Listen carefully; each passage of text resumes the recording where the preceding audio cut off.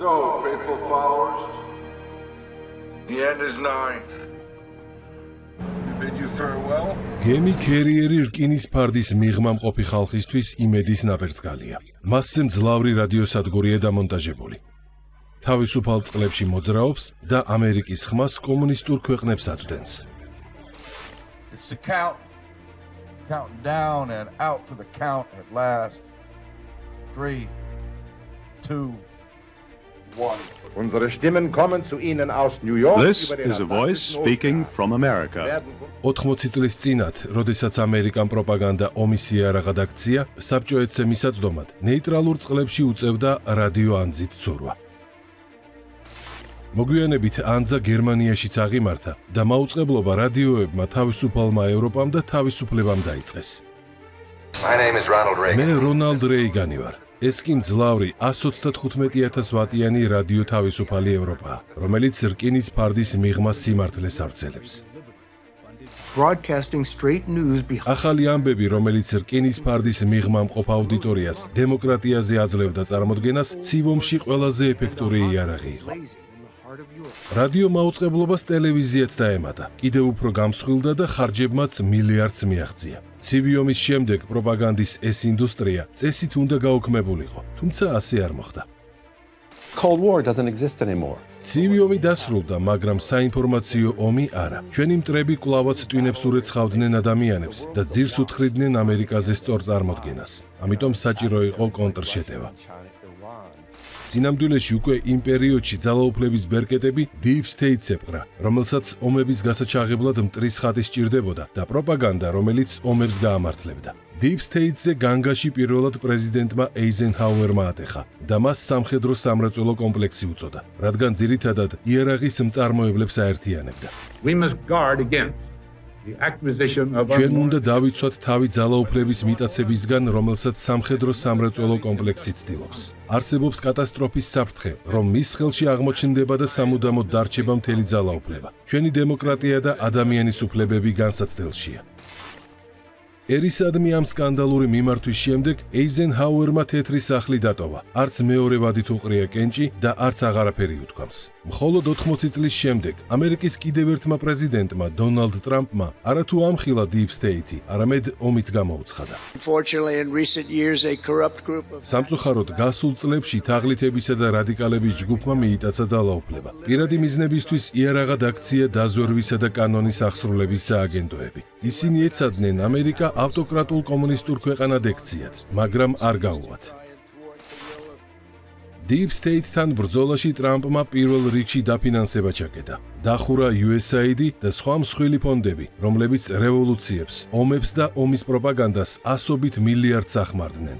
ჯერი ახლა Deep State-ის აღმასრულებელ უწყებებზეა. მათ შორის პროპაგანდის აპარატიც არის, რომელიც დეზინფორმაციის იარაღად იქცა. ალბათ მოგისმენიათ, რა საძაგლობას გადასცემენ რადიო ამერიკის ხმაში. ამერიკის ხმის 1300 მუშაკი დათხოვნილია. დაიხურა რადიო მარტიც, რომელიც პროპაგანდით კუბას ამუშავებდა. ტელერადიო კომპანია მარტი დახურულია. ის ესპანურ ენაზე კუბაში მაუწყებლობდა. შენობა цаრიელია, შუქი ჩამქრალი. იხურება ტელერადიო კომპანიები თავისუფალი ევროპა და თავისუფალი აზიაც. დახურულია კიდევ 4 ფედერალური სააგენტო, რომლებიც სამთავრობო მედიას უწევდნენ კოორდინაციას. ჯამში 3500-ზე მეტი პროპაგანდისტია დათხოვნილი. საერთო წლიური ბიუჯეტით $1 მილიარდი.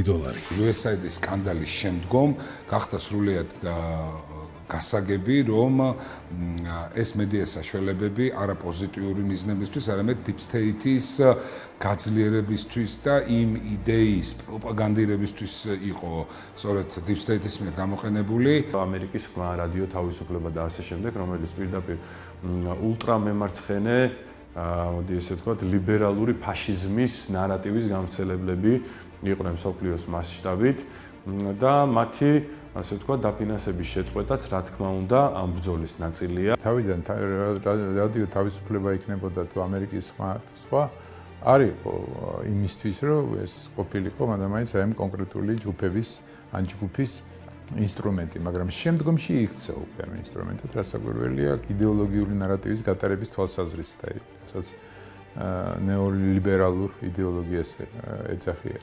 ასე რომ რასაკვირველია არის.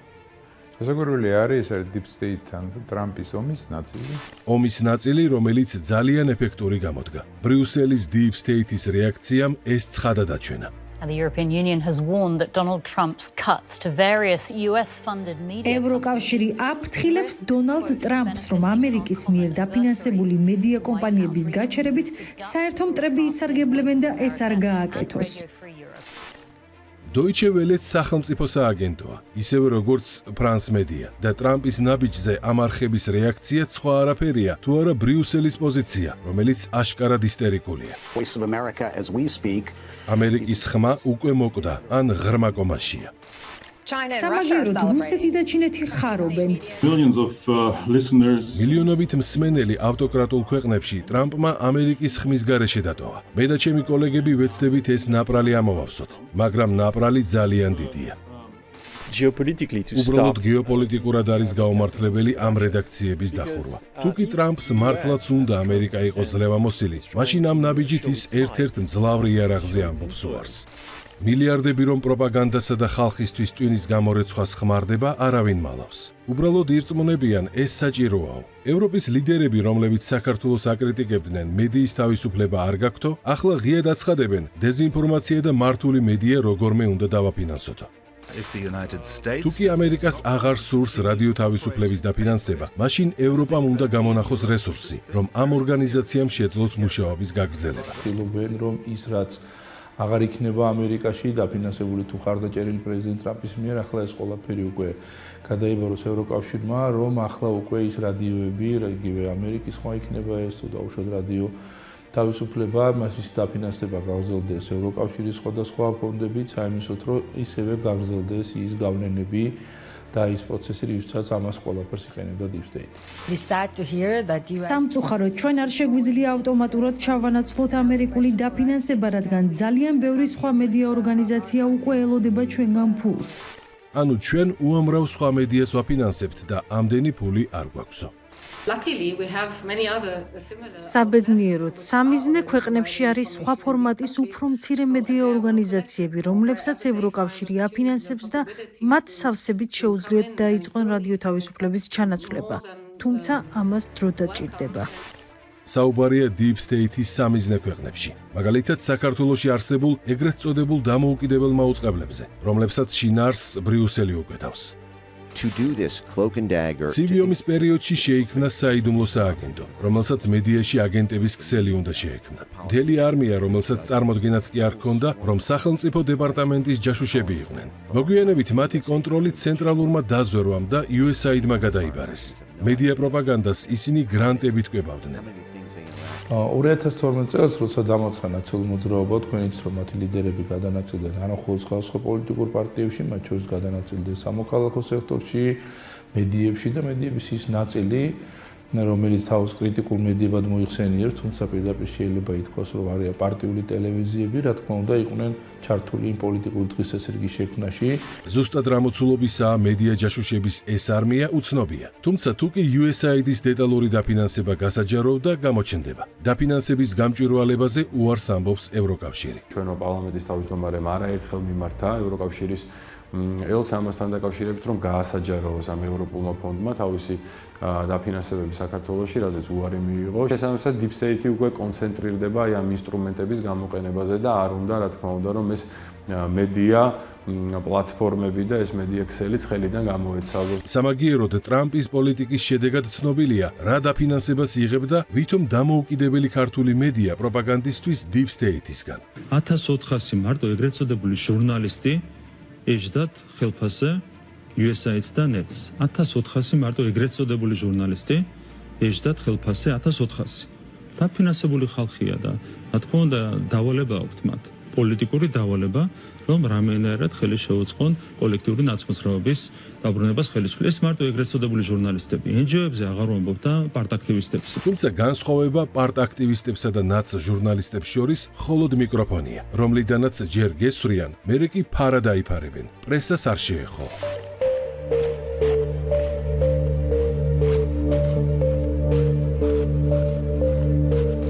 ჯარიაშვილი ტელეკომპანია ფორმულა თავიდანვე ვიტყვი რომ რამდენიმე კითხვა უნდა დაგისვათ და რადგან სხვებსაც მიეცათ ამის საშუალება. სამშობლოს ღალატში თქვენ ფულს იღებთ თუ ესეც თქვენი თვით ინიციატივა. პასუხი გაგვეცი, ნუ ყვირით, კაცო, ნუ ყვირით. შეხედეთ ამდენი კამერა, ჟურნალისტი, მიკროფონი არა, როგორ მეტად. არ გინდათ ეხა ეს იაფასიანი პოპულიზმი. არ არის იაფასიანი პოპულიზმი. იაფასიანი ნამდვილად არ არის. USAID-ის აუდიტით დადგინდა, რომ მხოლოდ ინტერნიუსის ხაზით, რომელიც საქართველოში წლებია მუშაობს, 2024 წელს მედიაზე $9 მილიარდი დაიხარჯა. თუმცა კიდევ ათობით სხვა ფონდმა დაარიგა მედია გრანტები, მათ შორის საქართველოში. TV25 ინტერნიუსი საქართველოს პროექტის გამარჯვებულია. კონკურსის წესით სულ 10 მედია ორგანიზაცია შეირჩა. მედია პარტნიორები მოამზადებენ 3 მულტიმედიური მასალისგან შემდგარ 7 თემატურ პაკეტს, ასევე გაავრცელებენ ცენტრალური მედია ორგანიზაციების მიერ მომზადებულ 10 თემატურ პაკეტს რუბრიკით Georgia Plus. ხდებოდა USAID-დან, NED-დან, ანუ შეერთებული შტატებიდან ეს პროექტების დაფინანსება, რომელიც პირდაპირ მნიშვნელობით სახელმწიფოს უქმნიდა საფრთხეს საზოგადოებრივი აზრის საწინააღმდეგო იდეების პროპაგანდას ახორციელებდა და ამ ყველაფრის მხარდაჭერას ახორციელებდა საბოლოო ჯამში ის მედია საშუალებები, რომელთა საქმიანობაზე დაფინანსების შეწყვეტაც გადაწყვიტა ამერიკის ახალმა პრეზიდენტმა. USAID მნიშვნელოვან დაფინანსებას უწევდა ქართულ მედიას, კერძოდ იმ ორგანიზაციებს, რომლებიც ოპოზიციასთან თანამშრომლობენ. USAID არაერთხელ ამხილეს არჩევნებში ჩარევის გამო.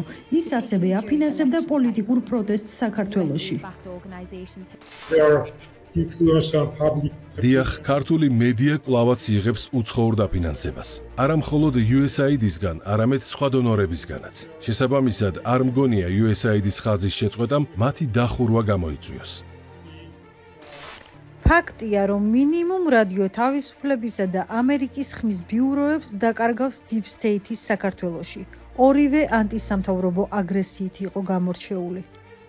ცოტა ხნის წინ თქვენ მაკეინის ინსტიტუტის პოსტსაარჩევნო მისიის ფარგლებში თბილისში ჩახვედით. რა ძირითადი შთაბეჭდილებით დაბრუნდით? თუ კიდევ მიახლა კავკასიას შეხედავს, უკვე ვეღარ იტყვის, რომ საქართველო ლიდერია დემოკრატიაში, დემოკრატიის შუქურაა კავკასიაში. ვიტყვით, რომ სომხეთს უფრო სურს ახლა დემოკრატიისკენ სვლა. ანუ მარიონეტის სააკაშვილი დემოკრატიის შუქურა იყო და იმედია მის ჭირაღდანს ახლა სომხეთი გადაიბარებსო. საქართველოში მედიისთვის მართლაც საშინელი სიტუაციაა და ამ სფეროში ამ წუთას ბევრი ოპტიმიზმის იმედს ვერ ვხედავ. მაკეინის ინსტიტუტს საქართველოში მარიონეტ მედიაზეც ხელი ჩაუქნევია, რაც სასიხარულო ამბავია. და პირველი ნიშნებით სახეზეა. მას შემდეგ, რაც ნიკა გვარამიამ გაძარცვა, მთავარ ტევეს გარე დაფინანსებად შეუწყდა და გაჩერდა. ეს გვარამიას მეორე მედია ძარცვა. რუსთავი 2-ის ფაქტზე ციხეში უკვე იჯდა და შესაძლოა ახლა მეორედაც ჩაჯდეს. ამ ჯერზე სალომე ზურაბიშვილი ვეღარ შეიწყალებს.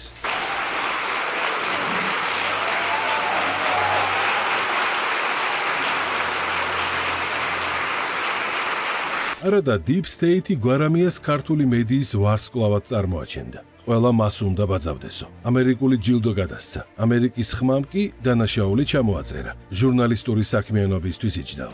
Davari Arhi, or main channel, who spent more than 400 days in prison. ესეც მისი ჟურნალისტური საქმიანობის მწვერვალები.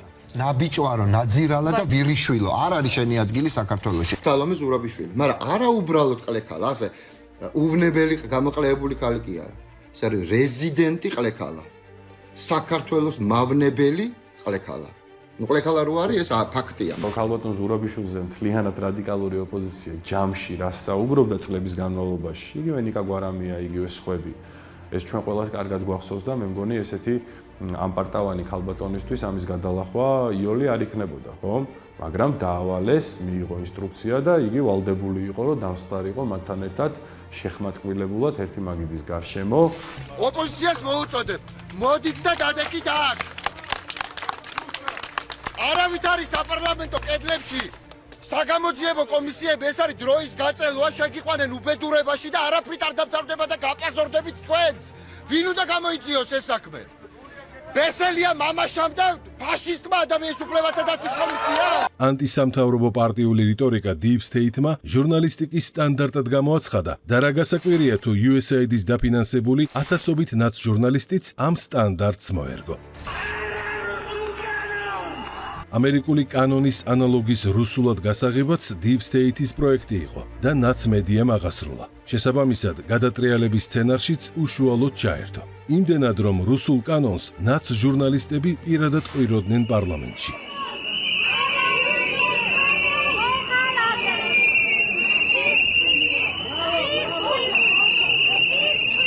ამის შემდეგ, როგორ მიუკერძოებლად გააშუქებდა მთელი ეს მედია კოჰორტა გამჭვირვალების კანონს, ადვილი მისახვედრია. მათ დააჯერეს ისევე როგორც იმ mainstream მედიამ, რომელიც Deep State-ის ხელშია, მათ დააჯერეს ისეთი ტყუილები ჩვენი საზოგადოების ნაწილს, რომელიც დღეს უკვე მთლიანად ილუსტრირებულია. მაგალითად, რომ შევეხოთ გამჭვირვალობის ქართულ კანონს, რომელიც ყველაზე მარტივი კანონი არის, რაც კი რითიც კი რეგულირდება გამჭვირვალობა მსოფლიოს სხვადასხვა წერტილებში, ხომ და მრავალად არის ქვეყნები, სადაც ესეთი კანონი მუშაობს და მოქმედებს. მათ მედია საშუალებების მეშვეობით დააჯერეს, რომ ეს კანონი იყო თითქოს და რუსული. ამერიკული ფარას კანონი ამჯერად სიტყვა-სიტყვით ნათარგმნი განიხილება პარლამენტში. თუმცა ნაცმედიას ამჯერად არც ინსტრუქცია და აღარც დაფინანსება აქვს Deep State-ისგან და საკითხითაც აღარ ინტერესდება.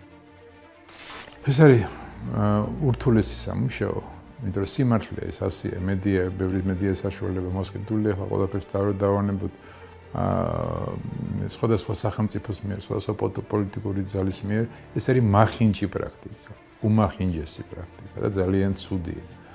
ხო და რამდენად მოახერხებს ახლა გამჭვირვალობის კანონი ამის გამოვლენას? ნუ დარწმუნებული ვარ, მოახერხებს. თუმცა ნაცმედია ისეთი შავი ძაფით კინძავს ახალ ამბებს, რომ ფარას გარეშეც გასაგებია. ფარა აქვს აღებული კონკრეტული პარტიული მესიჯის გასავრცელებლად.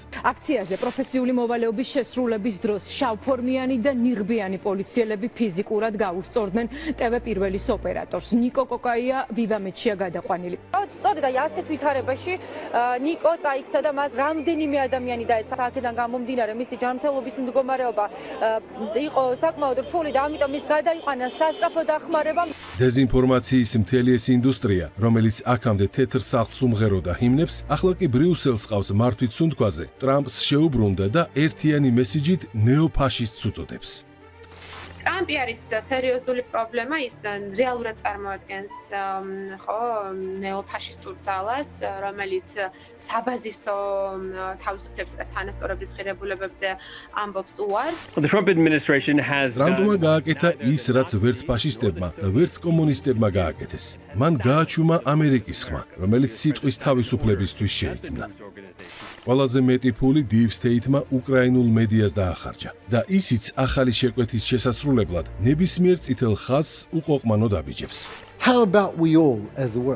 მოდით ჩვენ მსოფლიო საზოგადოებამ იმპიჩმენტი მოუწყოთ ტრამპს და მასკიც მოვაშოროთ თეთრ სახლს, ხოლო ზელენსკი დავსვათ ამერიკის პრეზიდენტად, რომელიც მასკსაც და ტრამპსაც ციხეში ჩასვამს. ჩვენ კი მიკროფონით მივალთ და ვკითხავთ, რატომ ემთხვევა მათი და პუტინის გეგმა ერთმანეთს. მე ვარ ჰენრი კინი, ახალი ამბები ინგლისურად, უკრაინის სახელმწიფო მედია, რომელიც უტყვარ სიმართლეს აწვდის თავისუფალ სამყაროს. 2014-ში $5 მილიარდი დახარჯა ამერიკამ უკრაინის პრეზიდენტის ჩამოსაგდებად, თუმცა ვერ გათვალა, რომ უკრაინის აღმოსავლეთ ნაწილში მიზანს ვერ მიაღწევდა. ხალხი იქ უბრალოდ არ იღებდა USAID-ის პროპაგანდას და შედეგად იქ ცალკე რესპუბლიკა წარმოიქმნა, რის პასუხადაც თეთრმა სახლმა ჰიბრიდული ომის ახალი პროექტი ჩაუშვა მოქმედებაში, სადაც აქცენტი სოცმედიაზე გაკეთდა და უკრაინის გარდა ბალტიის ქვეყნები, ასევე გერმანია სრულად მოიცვა. უკრაინაში მძიმე წმენდა და დიქტატორის დამყარება დაიწყო, რაზეც ტრამპის ადმინისტრაციაში უმაღლესი რანგის ჩინოსნები საუბრობენ. ზელენსკის მთავრობა ანტიდემოკრატიულ კურსს დგას. ჩვენ ვხედავთ გაუქმებულ არჩევნებს, ოპოზიციას, რომელიც გააჩუმეს, ციხეში დაამწყვდიეს, ეკლესიები დაკეტეს, რელიგია აკრძალეს, მედია მთავრობის კონტროლის ქვეშ მოაქციეს. მხოლოდ 2024 წელს უკრაინულმა მედიამ მედიამ მხოლოდ USAID-ის ხაზით 6 მილიარდი დოლარი მიიღო. ჯამში 700-ზე მეტი კომერციული და 300-ზე მეტი არასამთავრობო მედია ორგანიზაცია დაფინანსდა. დამატებით 6,000-მა ჟურნალისტმა მიიღო ფინანსური ბენეფიტები. 10-დან 9 მედია ორგანიზაცია უკრაინაში ამერიკული ფულით ფინანსდებოდა, ძირითადად USAID-ის მიერ. დაფინანსების შეწყვეტის შემდეგ მედიის ინსტიტუტმა გამოიკვლია, რომ უკრაინული მედიის 90% ფინანსური პრობლემების წინაშე აღმოჩნდა. 60% სავარაუდოდ დაიხურება და მხოლოდ 20% სავარაუდოდ შეძლებს გადარჩენას, ისიც ევროპული გრანტების ხარჯზე. ომის პირველივე დღიდან ჯარში გასაწვევად ხალხს ქუჩაში დასდევდნენ, ურჩებს ციხეში სვამდნენ, იყო წამების შემთხვევებიც, რაზეც USAID-ის დაფინანსებული მედია თვალს ხუჭავდა, ხოლო დამოუკიდებელ ჟურნალისტებს, რომლებიც ამას აშუქებდნენ, ბულინგს უწყობდა, კრემლის აგენტებს ეძახდა და მათ მთავრობა აპატიმრებდა. ეს ყველაფერი ამერიკელი ხალხის ფულით ფინანსდებოდა. ერთწოდებული სტრატეგიული სიჩუმის ტაქტიკით ეს მედიები იყენებდნენ ან იმ ფორმას, რომ არ გაევრცელებინათ ის ინფორმაცია და გაეშუქებინათ, რომელიც მათთვის მიუღებელი იყო, ან გაეშუქებინათ არასწორად ჩამოყალიბებული იყო საზოგადოებაში ის ხედვები, რომლებიც მათთვის იყო მისაღები, რაც ხშირ შემთხვევაში სრულიად განსხვავდებოდა არსებული რეალობისგან და სიმართლისგან. ამ ტექნიკაში არანაკლებ გაიწაფა ნაცმედიაც. ომის რომანტიზაციით შეფარულად მეორე ფრონტის იდეას ლობირებდა. ზელენსკის თავისუფლებისათვის მებრძოლ ლიდერად წარმოაჩენდა, ხოლო ქართულ ოცნებას მშვიდობისთვის ამონათებდა. თუმცა ხალხზე, რომელმაც ომის საშინელება საკუთარ თავზე იწვნია, ეს პროპაგანდა არ ჭრიდა. ჩვენ ზელენსკის სახით გვესაუბრება უაღრესად მნიშვნელოვანი ლიდერი, აწ უკვე მსოფლიოსი. ისრაელში ხალხი იცით ზელენსკის რას ეძახის? დავითის ლომი, დასავლეთის გმირი, დასავლეთის მცველი, ჩავიდა როგორც ახალი ლეონიდე, ხელს კიდევდნენ. უკრაინას ძალიან გაუმართლა, რომ ამ ომში მას ხელმძღვანელობს პრეზიდენტი ზელენსკი, ასეთი ვაჟკაცი, ასეთი მეომარი. მთელი მსოფლიო გაოგნებულია ამ პიროვნებით. ეს არის უკრაინის გამართლება. ზელენსკის ასე ვთქვათ მაგალითს რო გავყვე, მეცითრითი ვარ გაოგნებული უკრაინის სახელმწიფოებრიობის სიძლიერით, რომელიც აი თითქოს აი ზელენსკი გამოხატავს უკრაინას. მისი სული ლაპარაკობს. თურმე სირცხვილია რომ ჩვენს ქვეყანაში ბომბები არ ცვივა და ასე შემდეგ და რა თქმა უნდა ეს ყველაფერი ემსახურებოდა ჩვენს ქვეყანაში საზოგადოებრივი აზრის ფორმირებას, რომ თითქოს ჩვენ ქვეყანას უკავია სხვანაირი პოზიცია რუსეთ-უკრაინის ომთან მიმართებაში და რომ თითქოს ქვეყანა საჭირო იყო ჩართულიყო ღია და მომში და დაპირისპირებაში. თვითონ ტონალობა, კონტექსტი, განწყობები მიგვითითებდნენ იმაზე, რომ ეს კარგი იქნებოდა რომ მომხდარიყო. ანუ საქართველოს ჩართულიყო სამომარ მოქმედებებში იყო მოკლედ ეს. ასე რომ ჩანს რომ ეს ზოგიერთი მედია საშუალება გარკვეული ინსტრუქციას იღებდა და ამ ინსტრუქციას რასაკვირველია თან მატერიალური უზრუნველყოფაც ახდა. უკვე ახლა ქართულ ხალხს აქვს უნიკალური შესაძლებლობა მოახდინოს კონსოლიდირება და აიძულოს საქართველოს ხელისუფლება, რომ გადადგან მათ კონკრეტული ნაბიჯები აფხაზეთის და ცხინვალის რეგიონის დეოკუპაციასთან დაკავშირებით. ვიწვიოთ და ვთხოვოთ პრეზიდენტ ზელენსკის, რომ მიმართოს ქართულ ხალხს და აჩვენოს რას ნიშნავს ლიდერობა. ვთხოვთ ქართველო ხალხო, თქვენი მჯერა, გაარკვიეთ თქვენს ხელისუფლებასთან, გადაწყვეტეთ ეს საკითხი, რადგან ასეთი ღალატისა და ზურგში ჩართმული დანისხილვას ქართველი ხალხის მხრიდან არ ვისურვებდით. ყოველთვის ვამაყობდი, რომ ქართველი ვარ და ვცხოვრობ უკრაინაში და აქაურ ხელისუფლებაში ვარ. დღეს ნამდვილად მრცხვენია. ალბათ ხდება მომენტი, რომ შეიძლება რაღაც ბომბებისგან მიღებული რაღაცა ცეცხლი უფრო სჯობდეს იმ სირცხვილს და იმ წვას, ხო, რაც თუნდაც ამ სიტყვების მოსმენის შემდეგ ალბათ ძალიან ბევრმა ქართველმა ვიგრძელით. როცა გაბრალებენ რომ აბა ომი გინდათ, თუ საჭიროა, უნდა უთხრა რომ ქვეყნის თავისუფლებისათვის თუ ომი საჭიროა, დიახ, ომი მინდა. ამ პირობებით და ამ თავრობაში ჩვენს ევროატლანტიკურ პერსპექტივას ერთადერთი გამოსავალი აქვს. ომი და უკრაინის უსწრაფესი გამარჯვება. მეინსტრიმ მედია სოფლიო მასშტაბით და ასევე მათი ფილიალი, TV პირველი, თავარი არხი, ფორმულა და ასე შემდეგ. აჯერებდნენ თელ მსოფლიოს და ამ შემთხვევაში ჩვენი მოსახლეობის გარკვეულ ნაწილს ეს ქართული ოპოზიციური მედიები, რომ უკრაინა დღემდე იგებდა ამ ომს. და მხოლოდ მას შემდეგ, რაც ბატონი ტრამპი გახდა ამერიკის შეერთებული შტატების პრეზიდენტი, მსოფლიომ რეალურად დაინახა, რომ სამწუხაროდ უკრაინა არის ძალიან ტრაგიკულ ვითარებაში. ტრამპსა და რესპუბლიკელებს გარდა, უკრაინაში Deep State-ის პროქსი ომს ეკლესია უპირისპირდებოდა, როგორც ვატიკანი, ასევე მართლმადიდებელი ეკლესია. Ma credo che è più forte. ფიქრობ, ძლიერია ის, ვინც ამ ვითარებაში ხალხის მხარეს დადგება და ეყოფა გამბედაობა, აღმართოს თეთრი დროშა და დაიწყოს მოლაპარაკება. ამის საშუალება არსებობს. იგივე პოზიცია ჰქონდა უკრაინის ეკლესიასაც, რის პასუხად Deep State-მა ზელენსკის ხელით ის დახურა და მედიაც მიუქცია. ეროვნული უსაფრთხოების საბჭომ მოითხოვა კანონით აიკრძალოს ეკლესიები, რომლებიც ინარჩუნებენ კავშირს რუსეთთან. ასეთებს შორის აღმოჩნდა პეჩორის ლავრაც, მართლმადიდებელი სამყაროს ერთ-ერთი უდიდესი ცენტრი, რომელიც პოლიციამ და ჯარმა ალყაში მოაქცია და ღვთისმსახურებს მრევლთან ერთად ქუჩაში ერექებოდა. მთავრობიდან გვაცნობეს, რომ თუ ნებით არ დავტოვებთ ეკლესიას, ძალით გამოგვათრევენ, ჩაგვიჭრიან შუქს, წყალს და ყველა სხვა კომუნიკაციას. მე უკრაინულ ჯარში მსახურობ, ფრონტზე ვიბრძვი. ამ დროს კი ჯარისკაცების ნაწილს აიძულებენ შეიჭრან ეკლესიებში, სცემონ მღვდლებს, მრევლს, დაკეტონ ეკლესიები. ამისთვის ჩავეწერე მოხალისედ, სად არის სამართალი. პარლამენტმა აკრძალა უკრაინის მართლმადიდებელი ეკლესია, რომელსაც მთავრობა რუსეთთან კავშირში ადანაშაულებს. უკრაინის ეკლესია მოსკოვის საპატრიარქოსთან კავშირი ჯერ კიდევ 2022-ში ოფიციალურად გაწყვიტა, მაგრამ უკრაინის ხელისუფლება მიიჩნევს, რომ ეს კავშირი მაინც არსებობს. ბევრი ეკლესია უბრალოდ დაკეტეს. წირვა-ლოცვა ეკლესიის გარეთ წარმოებდა. მიქსეული ენჯეოშნიკების ალყაში, რომლებიც წყევლა კრულვას უთვლიდნენ მომლოცავ მრევლს.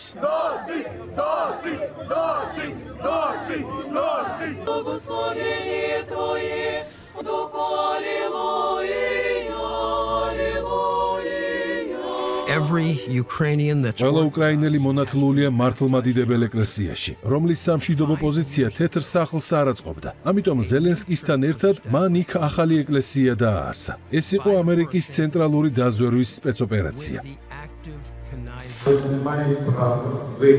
მათ არ აქვთ უფლება გავყარონ ჩვენი ეკლესიიდან. ჩვენ გვაქვს უფლება დავრჩეთ, ვიდრე სასამართლო არ გამოიტანს განაჩენს. რადგან თუ ჩვენ მოვიგეთ სასამართლო, ამ დროისთვის ეკლესია ჩვენი უკვე აღარ იქნება.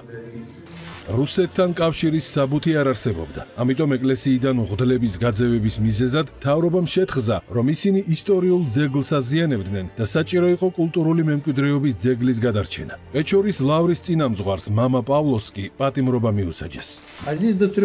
მხოლოდ 3 წლიანი პატიმრობა მოგესაჯათ. თან შეგიძლიათ გაასაჩივროთ. ნუ ქმნით ტრაგედიას. Тільки треба до мені ще свої речі забрати, кровать хоча б, рубашки, таблетки у мене дуже багато.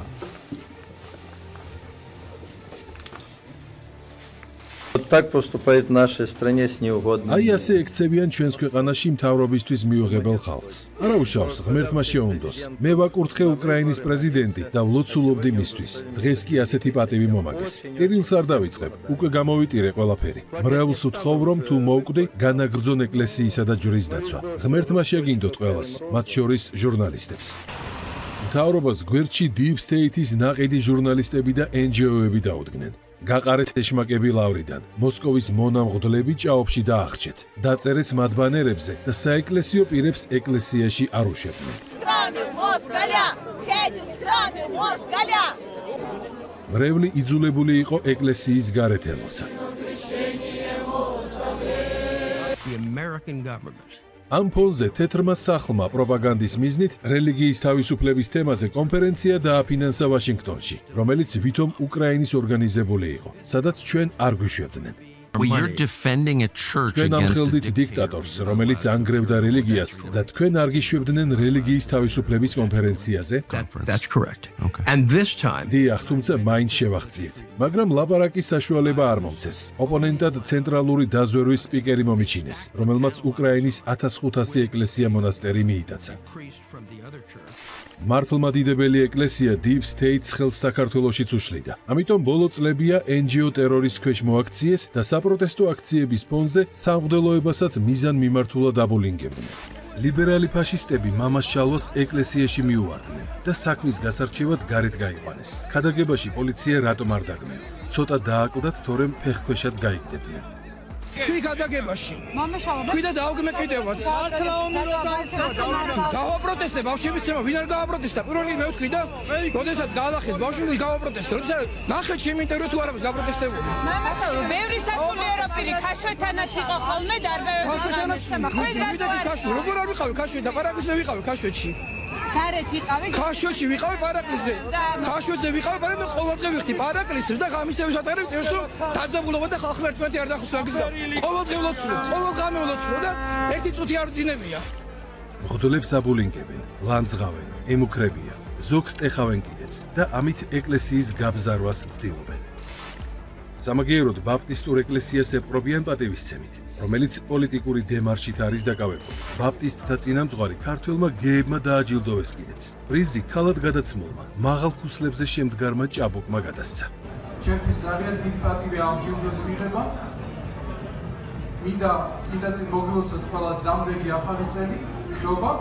მინდა ყველა დაგპატიძოს ეკლესიაში, შობის ღამისთების წირვაზე ყველასთვის კარგია.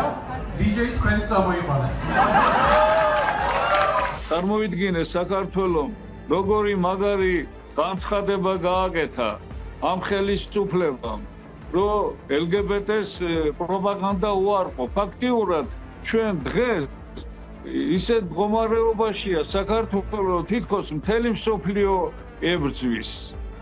ასეცაა სინამდვილეში რა, რაღაც საოცარი ხარბოლბარას ქვეშ მოყევით.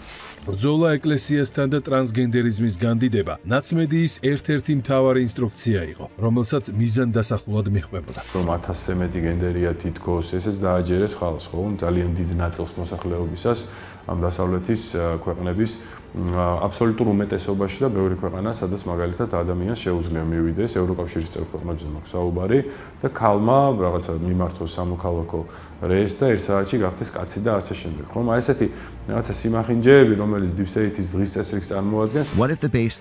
რა იდგა ამის უკან? სოციოლოგიურმა კვლევამ აჩვენა, რომ არეულობისა და პროტესტის შესაქმნელად ყველაზე ეფექტური LGBTQ ჯგუფის გამოყენება იყო. ეს კვლევა ბანგლადეშში 2020-ში ჩატარდა, როდესაც იქ მთავრობის ჩამოგდება გადაწყდა. და ეს იყო ერთი მიზეზი, რის გამოც LGBT პროპაგანდა deep state-მა სახელმწიფო რანგში აიყვანა.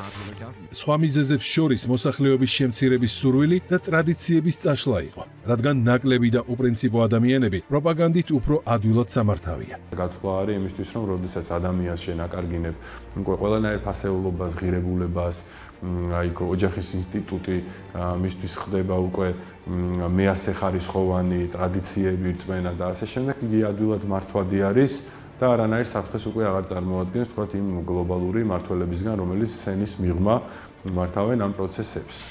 საქართველოს ბანგლადეში არ არის, თუმცა LGBT საზოგადოება ამერიკული კვლევის შესაბამისად აქაც რადიკალიზმის სათავეში აღმოჩნდა და ეს deep state-ის დაფინანსებულ აქციებზე მკაფიოდ გამოჩნდა. ვიღაც კაპიშონიანი, შარფშეცმული, მაღალი, წვერებიანი კაცი იყო. მოვიდა ესე ახლოს და ეგეთ რაღაც გააკეთა. ოღონდ ანუ სახის არ შემხები არაფერი. შემაშინდა რა ვითომ და წასვლა დააპირა. მეთქი მოაჯვი შეყლეო, შემოატრიალე პეპერსპრეით დავასხი, ჩაიკეცა და წიხლები ურტყი. ხო და გაიქცა. ეხლა ძალიან მაინტერესებს, კუდები ინტერესით სახლში რომ მივიდა. დედამის რა უთხრა, რატო ტირო და მიიჯვით, ჩახარით თავები, თორემ მოგეტყნებათ კარგი სტრატეგია. ჩვენმა მთავრობამ მოკპარა უკეთესი მომავლის შანსი და გვართმევს ადამიანის უფლებებს. ამიტომ ვაწყობთ არტისტულ წარმოდგენებს, მეტწილად ექსტრემალურ შოუებს.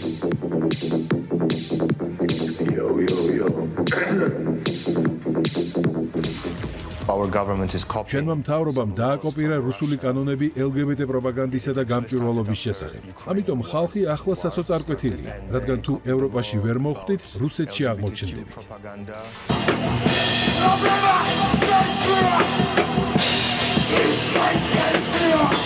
ოჯახური ღირებულებების კანონმა LGBT პროპაგანდა აკრძალა. 50 მეტრიან გეი დროშებს რუსთაველზე ვეღარ გამოფენენ და ვერც მაკდონალდსში მიაწვდიან ბავშვებს უფასო ბროშურებს ერთსქესიანი ქორწინების სიკეთეზე. საქართველოს კვალად იგივე აკრძალვები ამერიკაშიც შემოიღეს. თუმცა deep state-ის ჯაშუში მედია ჯერ ისევ ასალაგმია და ამ ხრივ ამერიკის მსგავსად ნაბიჯების საქართველოშიც იდგმება. ჩვენ დაგვჩენია მხოლოდ ერთი და ყველაზე მთავარი ის პირველ რიგში რომ ჩვენ საკანონმდებლო ბაზას შევქმნათ ჩვენი ქვეყნისთვის რომ მაქსიმალურად დაცული იყოს აი ესეთი ბინძური ჩარევებისგან და იმ საცეცებისგან რომელიც დარჩენილია კიდე ევროკავშირში ეგრეთ წოდებული deep state-ის საცეცებისგან ეს იქნება არარჩეული ბიუროკრატიები თუ ხელდასმული პოლიტიკოსები მათ მხრიდან არის ბრიტანული მოდელი რომელიც გადმოგვაქვს ქართულ რეალობაში რაც გულისხმობს იმას რომ უპირველეს ყოვლისა ფეიკისგან და ტყუილის დეზინფორმაციის გავრცელებისგან უნდა იყოს საზოგადოება დაცული.